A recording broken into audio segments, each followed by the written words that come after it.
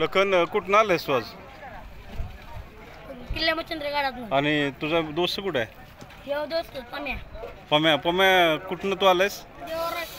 तुम्ही की सगळ्या अड्ड्यात भेटता एकमेकांना? हो. हा? पेट नाही घेत राहतो. हां हां. आता बबलूच होते. आता तू मी पण देवराष्ट्र राहत होतो. आता मी गाडात गेलो बबलू त्याच्याकडे. बबलूच्या चढ राहतोय? राजाकडे राहतो. शाळा बिळा काय? नाही आता. होय. तू हाय. असं वाटतं का कधी शिकावं आपण काय? शिकू मोठं वाटतं. हां शिकू मोठं होय. वाटतं ना.